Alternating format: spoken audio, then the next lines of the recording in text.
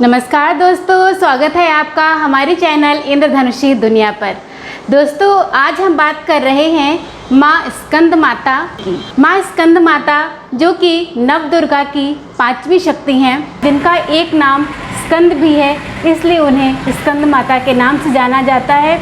माँ स्कंद माता महिलाओं में ममत्व, मातृत्व की शक्ति का प्रतीक हैं और ये माना जाता है कि अगर साधक उनकी पूजा उपासना अच्छे तरीके से करता है तो वो धर्म, अर्थ, काम, मोक्ष चारों चीज़ों का लाभ अपने जीवन में पाता है और एक सफल जीवन व्यतीत करता है। हम सब जानते हैं कि हम सब महिलाएं मातृत्व की शक्ति को सबसे बड़ी शक्ति मानते हैं और इस सृष्टि को रचने वाली एक आदि शक्ति माँ ही थी। अगर इस धरती पर महिलाएं ना हों, लड़कियां ना हों, स्त्रियां ना हों तो सृष्टि आगे नहीं बढ़ सकती है। आज हम बात करेंगे राजपूत आने की। हम बात कर रहे हैं पन्ना धाय की। पन्ना धाय की कहानी तो आप सब ने सुनी होगी, शायद ना भी सुनी हो, क्योंकि आजकल हमारे स्कूलों में, हमारे विद्यालयों में जो इतिहास पढ़ाया जाता है उसमें बहुत सारी ऐसी कहानियां हैं जो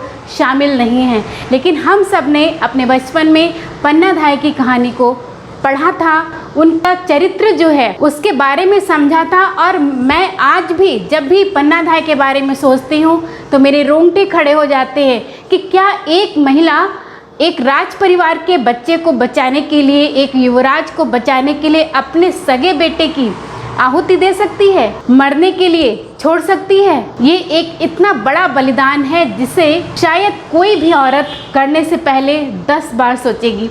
लेकिन महाराजा उदय सिंह बचपन में उनके पिता का जब देहांत हो गया था, उनका दासी पुत्र बनवीर स्वयं राजा बनना चाहता था और वो राजवंश के लोगों को गिन गिन कर मार रहा था ताकि वो खुद गद्दी पर बैठ सके। एक रात उसने विक्रमादित्य की हत्या कर दी थी और इसके बारे में सूचना पन्ना धाय को मिल गई थी। पन्ना धाय जो उस समय राणा उदय सिंह को बचाने के लिए, उनकी परवरिश करने के लिए जिम्मेदारी ली हुई थी, उन्होंने क्या किया कि जूठी पत्तलों से एक बांस की टोकरी में राणा उदय सिंह को छुपा दिया था, सुला दिया था और अपने एक विश्वास पात्र सेवक के द्वारा उनको महल से बाहर निकाल दिया था और दूसरी सुरक्षित जगह पहुंचा दिया था। और राणा उदय सिंह के बिस्तर पर उन्होंने अपने पुत्र चंदन को सुला दिया था, ये जानते हुए भी कि उनके बेटे, उनका अपना खून चंदन की उस रात हत्या हो जाएगी। लेकिन पन्ना धाय के पास उस समय और कोई चारा नहीं था राज परिवार के उस वंशज को बचाने के लिए। चित्तौड़ के उत्तराधिकारी की रक्षा करने के लिए पन्ना धाय ने अपने बेटे का बलिदान कर दिया था। क्या हम सब एक माँ की उस शक्ति के बारे में जानते हैं? हम दया, करुणा, ममत्व, इन सारी बातों की चर्चा करते हैं, लेकिन हम सब ये भूल जाते हैं कि वो ज़रूरत पड़ने पर कितना बड़ा बलिदान कर सकती है। उसका बलिदान हजारों हजारों साल तक याद रखा जाता है।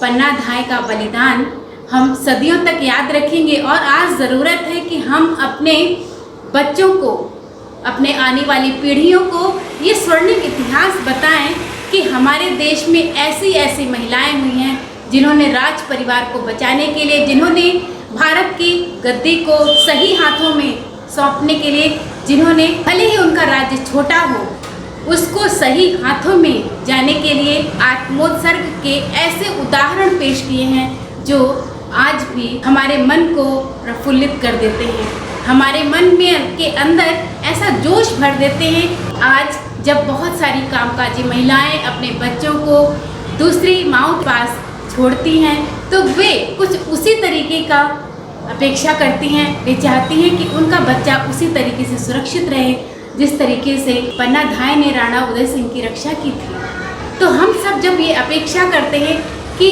हमारे बच्चे सुरक्षित हाथों में रहें, उनकी अच्छी परवरिश हो, तो हम सबको अपने अंदर पन्ना धाय वाली आत्मा, अपने अंदर वो रूह पैदा करनी होगी, वो जज्बा पैदा करना होगा। माँ स्कंद माता का मंत्र है सिंहासन गता नित्यम पद्माश्रित करद्वया शुभ ददास्तु सदा देवी स्कंद माता यशस्विनी। पंचमी तिथि की अधिष्ठात्री देवी स्कंद माता हैं।